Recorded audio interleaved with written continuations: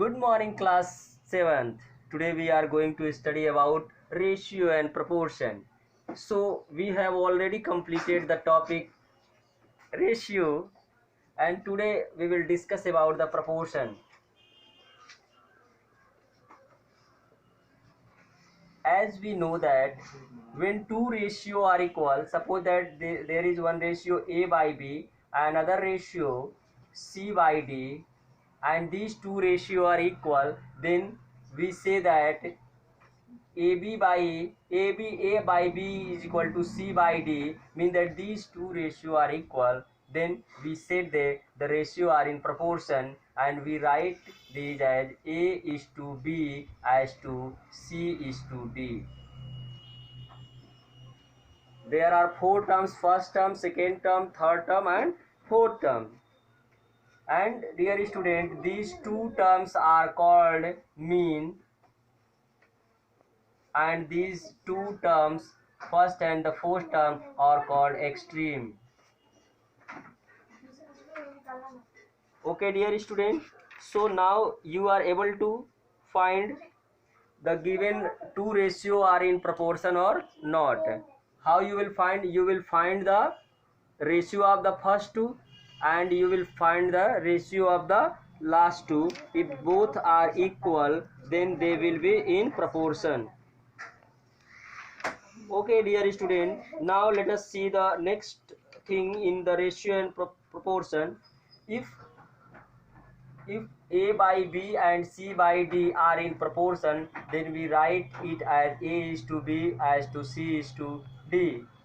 Then in this case, product of mean means that this B and C is equal to product of extreme, means that AD is equal to BC. This is the formula you have to learn, and you have to understand that product of mean is equal to product of extreme. No matter, you can write the product of extreme first, and after that you can write the product of mean. So dear student, now let us see the next rule. Continued proportion. Continued proportion. Dear student, if we have A is to B as to B is to C, what we see, these mean are equals. These mean are equal. B is in both, so we say that A comma B comma C are in continued proportion.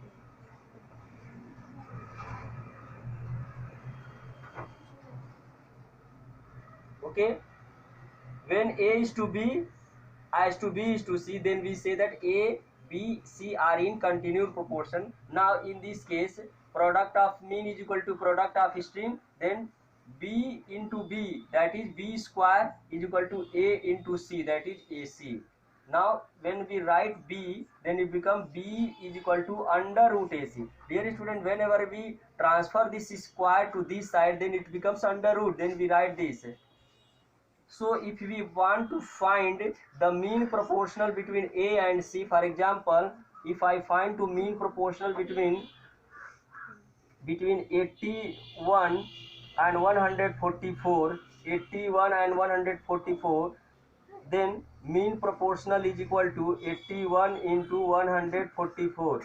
Square of 81 is equal to 9, and square of 144 is equal to 12. Then it becomes 12 9 108. So this way you can find the continued mean proportional between the two numbers.